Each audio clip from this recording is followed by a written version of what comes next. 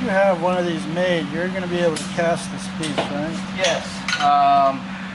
I've already talked to my Chinese connection that they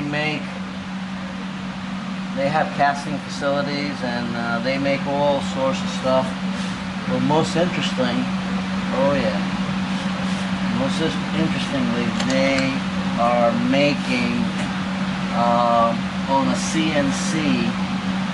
They're making stainless steel turbocharger cartridges with water cooling.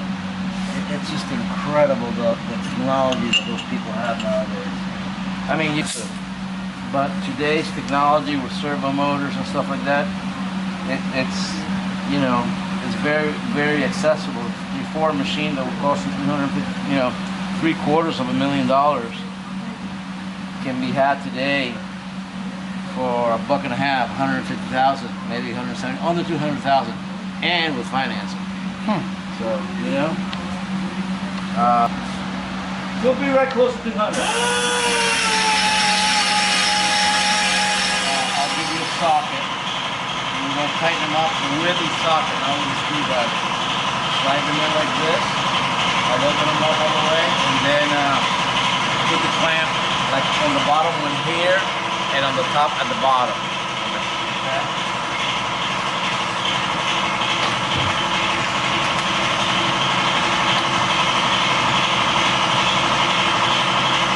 Circle's already been proven. That's getting full boost by 3,300 RPM. Right. But full boost at that point was only 15 pounds. That's all we had. I didn't know what internals the motor had. It was just good enough to test everything else. We intend to run this thing at 38 pounds. Oh, jeez. So, you're using ethanol, right? Or, pardon me? You're using ethanol? Methanol? Yeah, E85. That's the only way you can go that high. But the point is that, these guys, there's no possible way that you can open them earlier. So, because all of a sudden you're going to have a massive change in the curve of the power. It's not going to be linear. It's going to be getting slammed in the butt. So the driver will have an RPM switch at which he'll be able to have them come in. But we're going to have a micro switch or simply an output on the computer that will have a criteria that it's got to meet. The criteria is going to be certain throttle opening and only in the top 2 gears. 4th and 5th. He's got a 5-speed sequential box. If it was a 6-speed, then it'd be 4th, 5th, and 6th. Basically, where you can use the power once you're going straight. There's no possible way to execute this kind of power when it comes in your corner. Yeah. You're just going to go ass backwards into the wall or the next guy that's. So you really only have it when you need it, which is straightaway. Exactly. It's not like a drag race car that it's going to be all out from the starting line. Right. No, you're going through the twisties. Purpose built. I think you talked about it last time. You could sort of tune it to the track you're on. Exactly. If you wanted it to come in at if it's a real tight track and you really can't get, when you're executing a corner, you're somewhere about half throttle or 1/3 throttle to 2/3 throttle, unless you're like at Daytona or something like that you got, sweeping turns where, you're wide open. Different story. Their tracks are tiny and they're very tactical, the longest straight is probably 1/8 of a mile on any one of those tracks, or 2/3 of a mile, 1/8 of a quarter mile. No, I said that wrong. 1/8 mile is, 1/8 mile to less than quarter mile are the longest straights. The rest of it is tight corners and short little bursts of get on the power. So, getting on the power is going to be an issue of being able to use it. Yeah. And they've got some cars down there that are right around, right close to 700 horse. But they're all-wheel drive. All-wheel drive. Yeah. So the idea here, this is a good car. It's a tube frame car. and the driver's pretty damn good too. So the idea here is basically give him enough power that he can outrun him down the streets. The rest of it he can't use. The rest of it, he was already on the tail end of the turbo cars with this last Mickey Mouse engine that we had in there, barely making 410 horse. Yeah, it's going to be a big, you know, so double increase. You know, have enough power to be able to run with him or pass him down the street, and the rest is just a matter of driving. Yeah. Whatever you use. So he may not be able to use all this power, which is what I'm hoping for.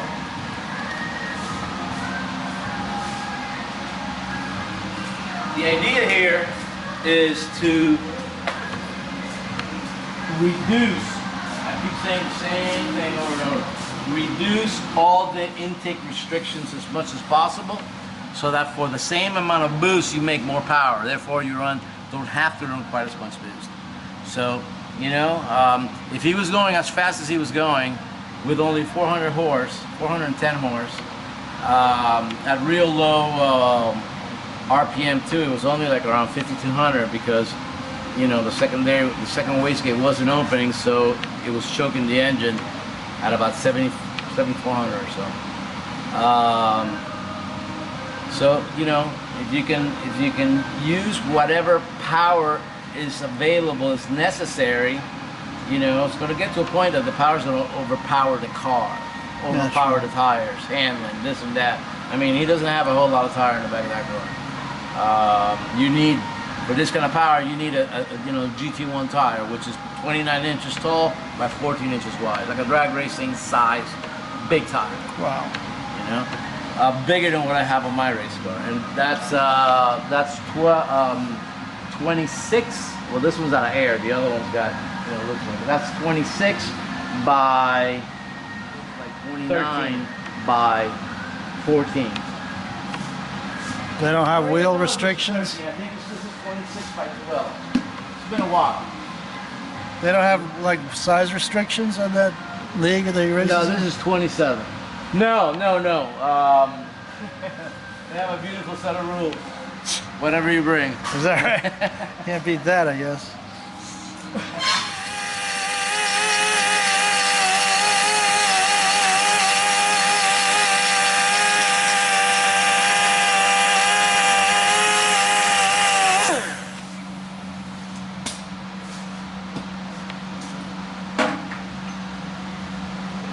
What we're doing here is basically just trying to get some wiggle room for the runner, so that, you know, the weld can fill in quite a bit of it, the majority of it, Yeah. and just so that it fits perfect. So you can position it. Exactly. Get the position as perfect as possible, and then tack it all together, assemble, then break it down, and finish the weld.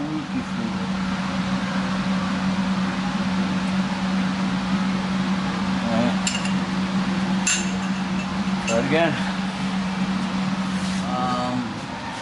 I mean, I should. This one has it, right? Yeah, the bottom has to be like this. Put one on top, but you know, if I make it with a bead, then it's going to be very difficult because the manifold's going to have to be slided on to catch these two, and then bolted on.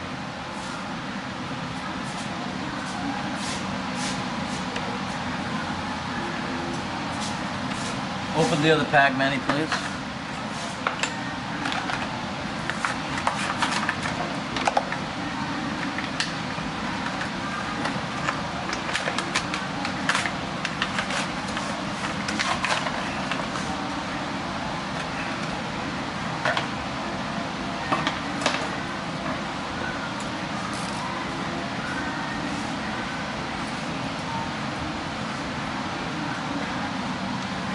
Yeah, it's going to be real sweet once we have these manifolds cast set. Then I'll sell a kit with a pair of rotor housings and a manifold.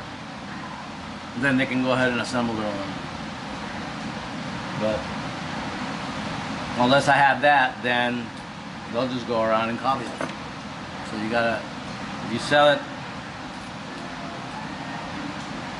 easy enough where you'll deter somebody copying and then go through the headache of making a manifold. Yeah. Yeah, they'd have to be determined to like compete with you, Right. which is why you got a patent. You know. Well, for the time being, I'm only going to sell these engines as complete units. You know, once we dyno it and we prove it up, you know, put it on the track, then there's going to be a lot of other people going to want them. As it is, I'm getting a lot of inquiries, but you know, everybody wants a freebie. Copy the secret and let them put it together. Nah. You don't go through all this R&D for nothing.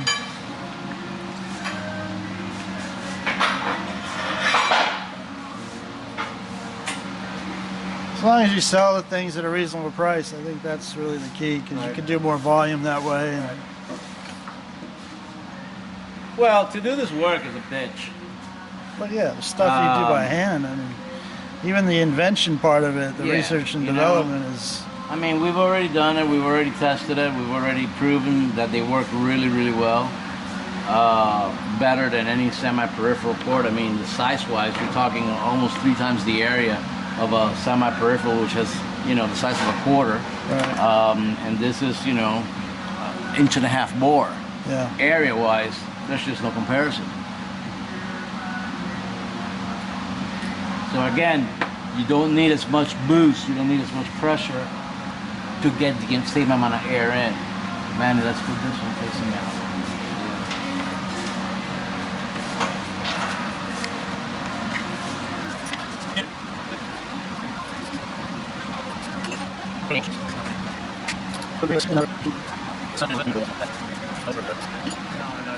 No, not that long. I actually came on to the idea back in 2006 when I was working with Mazda with the American Mall project, and we were contemplating doing some 4-rotor engines. And because of the architecture of the 4-rotor with only the front and rear side plates having a large secondary port and the rest of them all small, I thought about it, and the best way to get even distribution was for every rotor to have a small primary and a equally same size large secondary. And that's how I came up with the design for those 4-rotor engines. This has taken it a substantially higher level. That concept's been proven. This has not been used yet. This is the first one of its kind, but hey, it's just a matter of controlling when the boost comes in versus the other one, having to come in whenever you had the double throttle control open up. So this is far more sophisticated. And the original idea was to use a wastegate actuator, so at a certain boost level and gear, using a nitrous oxide micro switch, on the 4th, 5th gate, enabling that part of the criteria. And then when the boost came in, once that criteria of both of them were set, or rather were met, then you open a solenoid that would open the wastegate actuator. That was my original idea. Mechanically, old school, kind of, still work. But the way we're going to do this is with electric servo motors, and then have the computer open it once we map it at whatever rate we want to open it, either slam them open or gradually, and at a criteria of RPM, gear, and driver selectable point where he actually wants it to come in. Could you do a setup like this on a 4-rotor engine or a 3-rotor?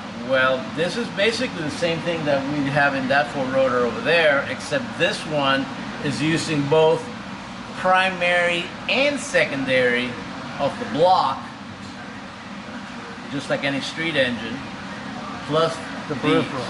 So that's what I was asking. And those are what, peripheral only? Or? Those are peripheral and side port, but only only one primary side port per rotor, and then one peripheral port controlled per rotor.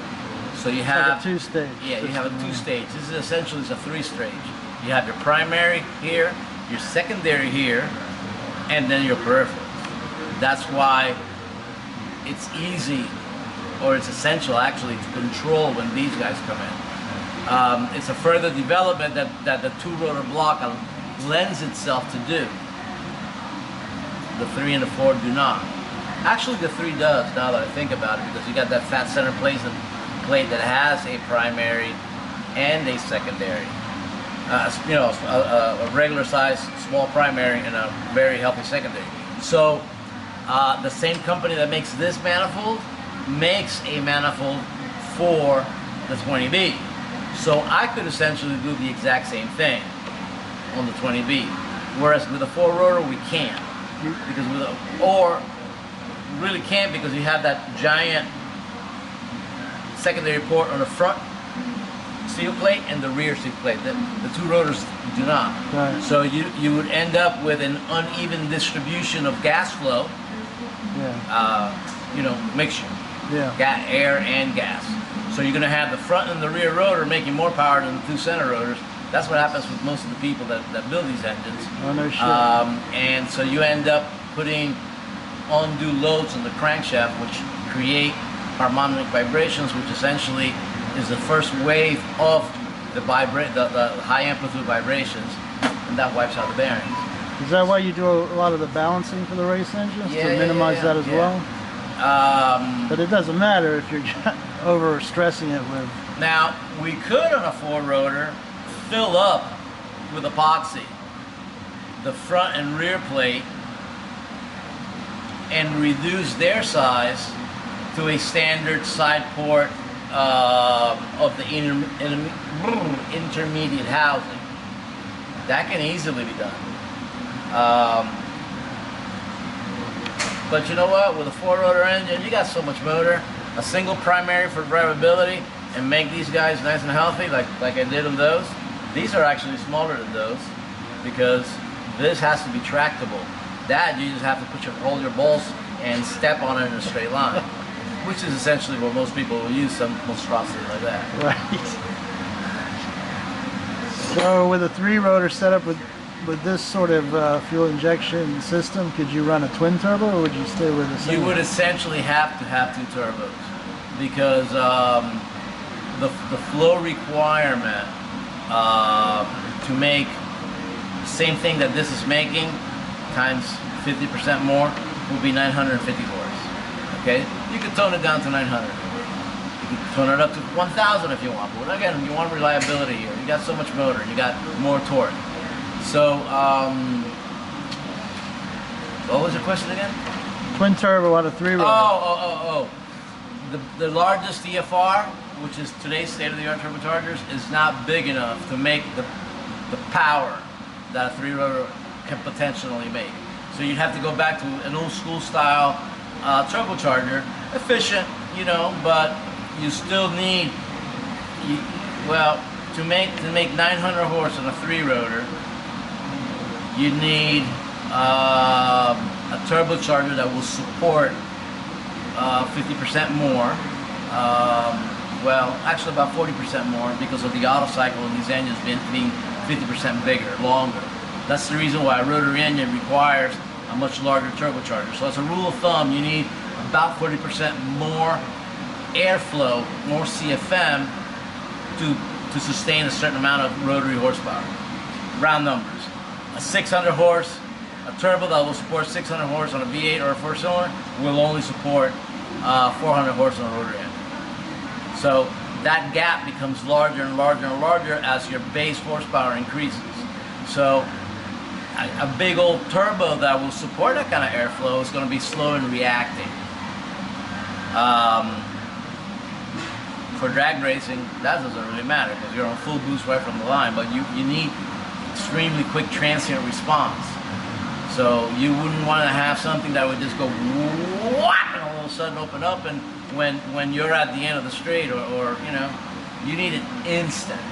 So essentially you would require two turbochargers that would provide the flow with maybe an extra 10%, you know, 10-15% more flow, so you know, because as the boost pressure goes up, so does the temperature.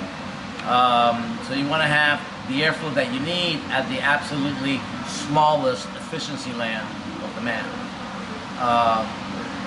you know, there'd be an extra benefit of reducing back pressure, because now you got two smaller turbines rather than one big one, so they got less inertia and come up a lot quicker.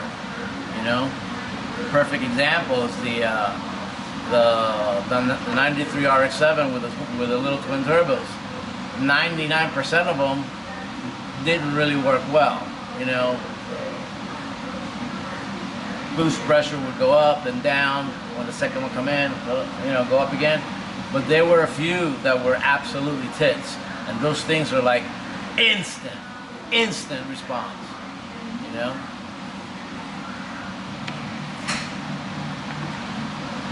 So have you figured out how to tune the 93 and up RX-7 twin turbo, or you don't even waste your time with it? Yeah, we played a lot with them, you know, and played with a little bit metering orifices for the boost pressure, and you couldn't change the wastegates. I don't even remember all the crap I tried, to be honest with you. Got some of them to work really well, but they just, you know, they were very snappy, very quick to react, made the motor feel a lot bigger than it actually was, but ran out of turbo rather early, so you were never able to make the big power that the basic engine is capable of making. Mm-hmm. You know, so everybody went to single larger turbos, and you know, so you give up a little bit of bottom end for a hell of a lot more power.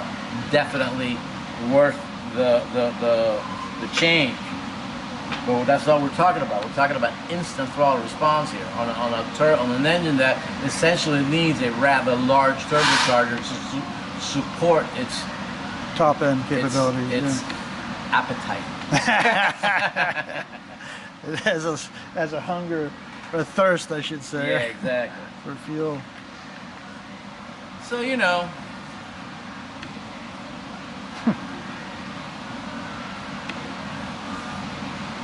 It's a never-ending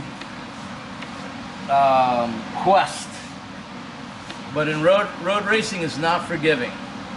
Absolutely not forgiving. You gotta have it. You gotta have the power. You have to have the response.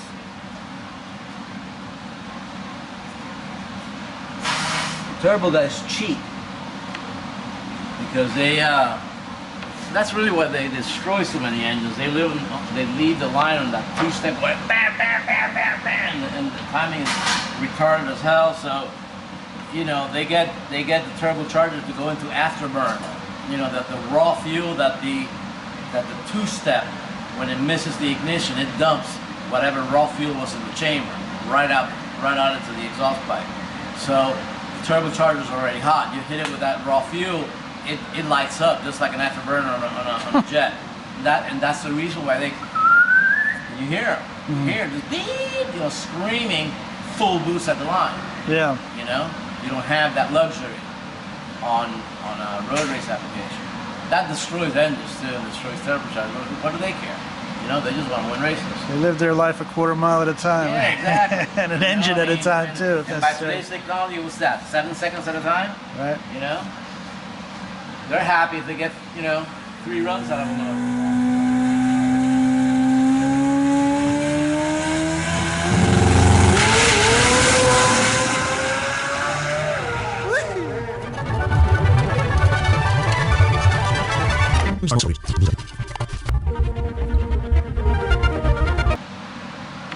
This has to last a full season. Well, aren't your engines known to last more than one season? Pardon me? Your engines, aren't they known to last usually more than one season, like the one in Belgium? That hurts my pocket a lot. You do it too well. It's the only way. So wait a minute, are you telling me there's no planned obsolescence at all in your motor builds here? Not one. Well, not the first one. I've been working on this for months, but by eye, getting that runner to be dead on where it's gotta go.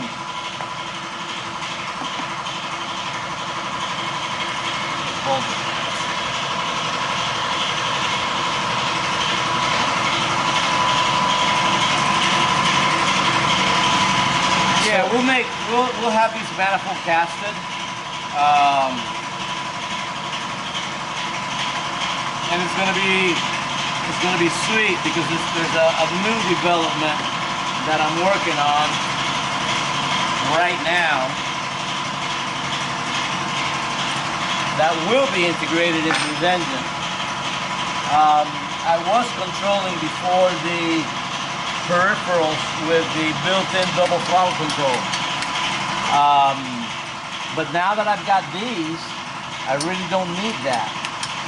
Not only that, but having the butterfly closer to the actual port reduces that rankety rap that these rotary engines have, and you know everybody loves it and stuff. But there's a time and a place for that in the age group also. You know, you want to, by today's standards, you want to make the massive power and have a smooth running car.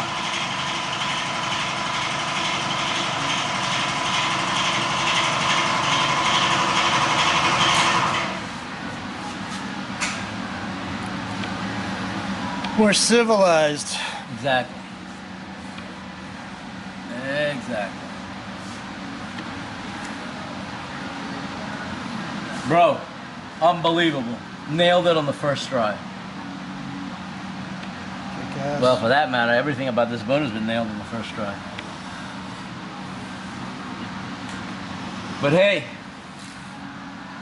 if it was easy, there'd be other guys wanting to do, doing it. Or had already done it, right? Or had already done it, exactly.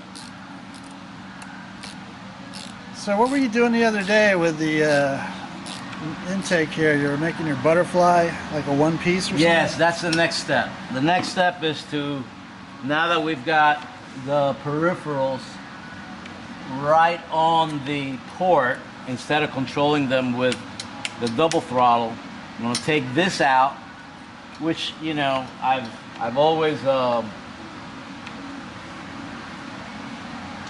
drag racing guys, most of the guys take them out, you know, and I've never condoned it. I've always told them that they were losing a lot, because when these guys are closed and you're on boost, you force your airflow through your primary side and you gain a lot of torque. So, you know, I'll be contradicting myself in doing this, but I'm not actually, because what we're going to do now is on the throttle body, we're going to make one like those single plate, they call them monoplate throttle bodies that they have for the Mustangs and Vipers and stuff like that, where it's one big valve instead of having two 52mm valves. So by taking this this section out, you gain about 30% more area. Plus you reduce the parasitic drag, rather the frictional drag, frictional losses. So we're going to reduce that, having the control right on the port. We're still going to have a primary, secondary control on the throttle body, where the 93 RX-7 throttle body does not. It opens the primary butterfly not even 10 degrees before the second one's open up. I'm actually making a new linkage mechanism where the primary side will open up to about 45 degrees. 40. I'm hoping for 45.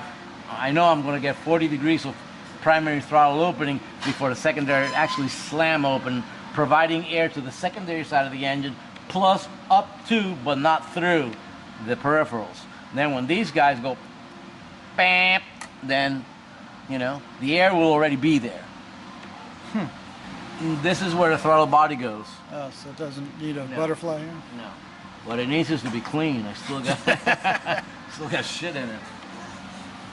But then again, this is just mocking it up. Huh? Yeah, we're just mocking it up for the actual welding, and then put the motor together, which we'll be doing sometime this week. This is going to have the low compression rotors. Yeah, this engine is getting every trick in the book. Low compression, fully balanced, lightened, 3mm ceramic apex seals, scalloped,